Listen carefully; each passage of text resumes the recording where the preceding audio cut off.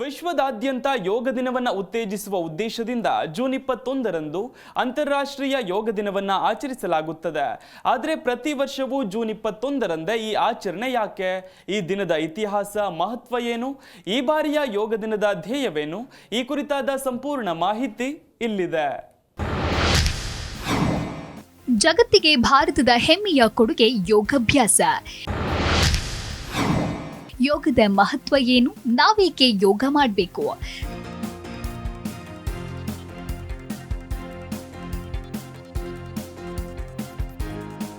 ಸುಮಾರು 6,000 ವರ್ಷಗಳ ಇತಿಹಾಸ ಇರುವ ಯೋಗ ಆರೋಗ್ಯಕರ ದೇಹದೊಳಗೆ ಆರೋಗ್ಯಕರ ಮನಸ್ಸನ್ನು ಬೆಳೆಸುವ ಒಂದು ಪ್ರಕ್ರಿಯೆಯಾಗಿದೆ. ಇದು ಮಾನವನ ದೇಹದ ದೈಹಿಕ, ಮಾನಸಿಕ ಮತ್ತು ಆಧ್ಯಾತ್ಮಿಕ ಸ್ಥಿತಿಯನ್ನ ಉನ್ನತ ಹಂತಕ್ಕೆ ಕೊಂಡೊಯ್ಯುತ್ತೆ. ಯೋಗವು ದೇಹ ಮತ್ತು ಮನಸ್ಸಿಗೆ ಪುನರ್ ಯೌವನ ನೀಡುತ್ತೆ. ಯೋಗದ ಕಲಿಕೆ ವೈಚಾರಿಕತೆ, ಭಾವನಾತ್ಮಕತೆ ಮತ್ತು ಸೃಜನಶೀಲತೆಯನ್ನ ಹೆಚ್ಚು ಮಾಡುತ್ತೆ.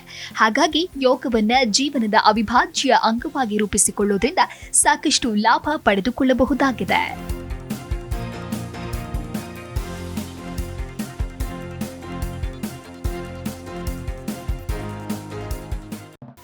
ಯೋಗ ಎನ್ನುವ ಪದ ಸಂಸ್ಕೃತದ ಧಾತುವಾದ ಯುಜ್ನಿಂದ ರೂಪುಗೊಂಡಿದೆ. ಯುಜ್ ಅಂದ್ರೆ ಕೂಡಿಸು ಅಥವಾ ಕೇಂದ್ರೀಕರಿಸು ಎಂದರ್ಥ. ಹಾಗಾಗಿ ಯೋಗ ಎನ್ನುವುದು ಮನಸ್ಸನ್ನ ಏಕಾಗ್ರತೆಯತ್ತ ಕೇಂದ್ರೀಕರಿಸುವ ಕ್ರಿಯೆಯಾಗಿದೆ. ಇಂತಹ ಅಮೂಲ್ಯವಾದ ಯೋಗವನ್ನ ಜಗತ್ತಿಗೆ ಪರಿಚಯಿಸಿದವರು ಪತಂಜಲಿ ಮಹರ್ಷಿ. ಯೋಗಾಭ್ಯಾಸವು ಸಂಕುಚಿತವಾದ ಅಹಂಕಾರ ತುಂಬಿದ ವ್ಯಕ್ತಿತ್ವವನ್ನ ವಿಶಾಲಗೊಳಿಸಿ ಉನ್ನತ ಸ್ಥಾನಕ್ಕೆ ಕೊಂಡೊಯ್ಯುತ್ತೆ. ದೈಹಿಕವಾಗಿ ನಮ್ಮನ್ನು ಸಕ್ರಿಯವಾಗಿರಿಸೋದ್ರ ಜೊತೆಗೆ ಮಾನಸಿಕ ಸಮಸ್ಯೆಯಾದ ಖಿನ್ನತೆಗೂ ಪರಿಹಾರ ಒದಗಿಸುತ್ತೆ. ಹೀಗಾಗಿ ಯೋಗವನ್ನ ಚಿತ್ತ ವೃತ್ತಿ ನಿರೋಧ ಎಂದು ಕರೆಯುತ್ತಾರೆ. ಅಂದ್ರೆ ಮನಸ್ಸನ್ನು ನಿಯಂತ್ರಿಸುವ ಕಲೆ ಇದು. ಯೋಗದ ವ್ಯಾಪ್ತಿ ವಿಶಾಲವಾದದ್ದು. ಕೇವಲ ಆಸನಗಳು ಅಥವಾ ಪ್ರಾಣಾಯಾಮಗಳಷ್ಟೇ ಯೋಗವಲ್ಲ. ಯೋಗ ಅನ್ನೋದು ಅಷ್ಟಾಂಗಗಳನ್ನ ಒಳಗೊಂಡಿದೆ. ಇದು ಪ್ರಾಚೀನ ಭಾರತದ ಋಷಿಗಳು ಪ್ರಪಂಚಕ್ಕೆ ನೀಡಿದ ಜ್ಞಾನ. ಯಮ, ನಿಯಮ, ಆಸನ, ಪ್ರಾಣಾಯಾಮ, ಪ್ರತ್ಯಾಹಾರ, ಧಾರಣ, ಧ್ಯಾನ ಮತ್ತು ಸಮಾಧಿ ಇವುಗಳು ಅಷ್ಟಾಂಗ ಯೋಗಗಳು. ಚಂಚಲವಾದ ಮನಸ್ಸನ್ನು ನಿಯಂತ್ರಿಸಿ ಏಕಾಗ್ರತೆಯನ್ನು ತಂದುಕೊಳ್ಳಲು ಯೋಗ ಸಹಕಾರಿಯಾಗಿದೆ. ಯೋಗ ಪ್ರಮುಖವಾಗಿ ಪ್ರಾಣಾಯಾಮ, ಆಸನಗಳು ಮತ್ತು ವ್ಯಾಯಾಮಗಳನ್ನು ಒಳಗೊಂಡಿದೆ. ಪ್ರಾಣಾಯಾಮ ಇದರ ಅರ್ಥ ಪ್ರಾಣವನ್ನ ಹತೋಟಿಯಲ್ಲಿಡು ಅಥವಾ ಉಸಿರಾಡು ಎಂದು. ಯೋಗದಲ್ಲಿ ಪ್ರಾಣಾಯಾಮ ಅಂದ್ರೆ ಉಸಿರಾಟದ ಮೇಲೆ ನಿಯಂತ್ರಣ ಸಾಧಿಸುವುದು. ಪತಂಜಲಿ ಮಹರ್ಷಿಯ ಯೋಗ ಸೂತ್ರಗಳಲ್ಲೂ ಪ್ರಾಣಾಯಾಮದ ಮಹತ್ವದ ಬಗ್ಗೆ ವ್ಯಾಪಕವಾದ ವಿವರಣೆಗಳಿವೆ. ಪ್ರಾಣಾಯಾಮದ ಮುಖ್ಯ ಉದ್ದೇಶ ಏಕಾಗ್ರತೆಯನ್ನ ಸಾಧಿಸುವುದಾಗಿದೆ.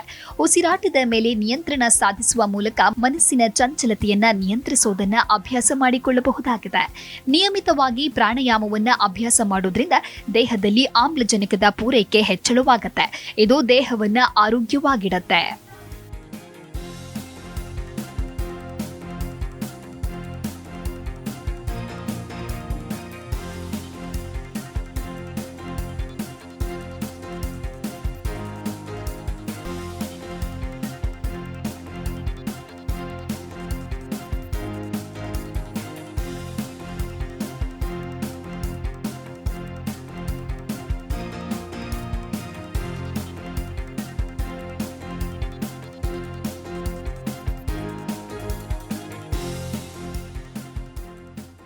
ಮಾನಸಿಕ ಆರೋಗ್ಯಕ್ಕೆ ಪ್ರಾಣಾಯಾಮ ಮಾಡುವಂತೆ ದೈಹಿಕ ಆರೋಗ್ಯಕ್ಕಾಗಿ ಸದೃಢತೆಗಾಗಿ ಆಸನಗಳನ್ನ ಮಾಡಲಾಗುತ್ತೆ.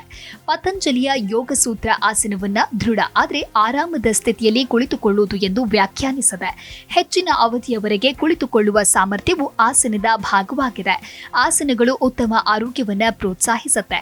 ದೈಹಿಕ ವ್ಯಾಯಾಮಗಳಿಗೆ ಹೋಲಿಸಿದ್ರೆ ಭಿನ್ನ ರೀತಿಗಳಲ್ಲಿ, ಭಿನ್ನ ಭಂಗಿಗಳಲ್ಲಿ ದೇಹವನ್ನ ಇರಿಸೋದು ಶಾಂತಿ ಮತ್ತು ಏಕಾಗ್ರತೆಯನ್ನ ವಿಕಾಸಗೊಳಿಸುತ್ತೆ. ಆಸನಗಳು ದೇಹವನ್ನ ಸಮತೋಲನದ ಸ್ಥಿತಿಯಲ್ಲಿ ಹಿಡಿದಿಡುತ್ತೆ.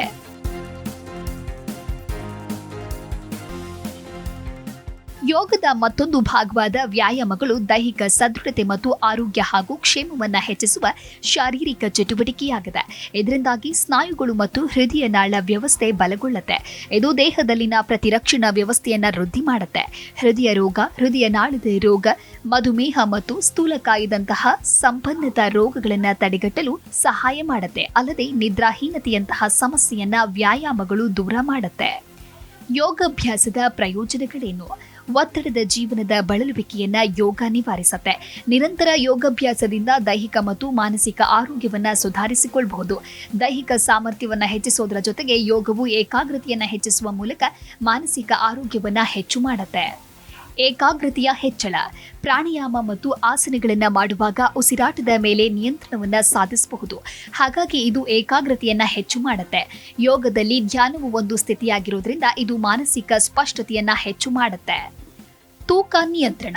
ಯೋಗ ನಿರ್ದಿಷ್ಟವಾದ ತೂಕ ಕಳೆದುಕೊಳ್ಳಲು ಸಹಾಯ ಮಾಡುವುದಿಲ್ಲವಾದರೂ ದೇಹದ ಬಗ್ಗೆ ಹೆಚ್ಚು ಜಾಗೃತರಾಗಿರಲು ಸಹಾಯ ಮಾಡುತ್ತೆ. ಸರಿಯಾದ ಭಂಗಿಗಳನ್ನು ಅಭ್ಯಾಸ ಮಾಡೋದ್ರಿಂದ ಕರುಳಿನ ಸಾಗಣೆ ಸುಧಾರಣೆಯಾಗುತ್ತೆ. ಸ್ಥಿರವಾದ ಆಹಾರ ಕ್ರಮವು ಆರೋಗ್ಯ ಸುಧಾರಣೆಗೆ ಸಹಕಾರಿಯಾಗಿದೆ.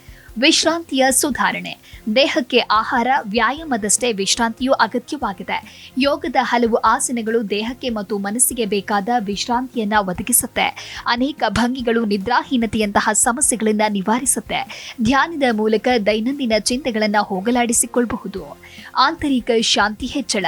ವ್ಯಾಯಾಮಗಳು ಮತ್ತು ಆಸನಗಳು ಉತ್ತಮ ಸ್ಥಿತಿ ಮತ್ತು ಸಾಮರಸ್ಯವನ್ನ ಸಾಧಿಸಲು ಅನುವು ಮಾಡಿಕೊಡುತ್ತೆ. ಭಾವನಾತ್ಮಕ ನಿಯಂತ್ರಣವನ್ನ ಸುಧಾರಿಸುವ ಮೂಲಕ ಯೋಗವು ಆಂತರಿಕವಾಗಿ ಶಾಂತಿ ಹೆಚ್ಚಾಗುವಂತೆ ಮಾಡುತ್ತೆ. ಉಸಿರಾಟದ ಸುಧಾರಣೆ. ಪ್ರಾಣಾಯಾಮ ಮಾಡೋದ್ರಿಂದ ಉಸಿರಿನ ಮೇಲೆ ಸಂಪೂರ್ಣ ಹಿಡಿತ ಸಾಧಿಸಬಹುದಾಗಿದೆ. ಇದರಿಂದಾಗಿ ದೇಹಕ್ಕೆ ಅಗತ್ಯವಾಗಿರುವ ಆಮ್ಲಜನಕದ ಸರಬರಾಜನ್ನ ಹೆಚ್ಚಳ ಮಾಡಬಹುದಾಗಿದೆ. ಹಾಗಾಗಿ ಹಲವು ಆರೋಗ್ಯ ಸಮಸ್ಯೆಗಳನ್ನ ಯೋಗ ನಿವಾರಿಸುತ್ತೆ. ಒತ್ತಡ ನಿವಾರಣೆ. ಪ್ರಸ್ತುತ ಜೀವನ ಶೈಲಿಯಲ್ಲಿ ಜನ ಅನುಭವಿಸ್ತಾ ಇರುವ ಪ್ರಮುಖ ಸಮಸ್ಯೆ ಅಂದ್ರೆ ಅದು ಒತ್ತಡ.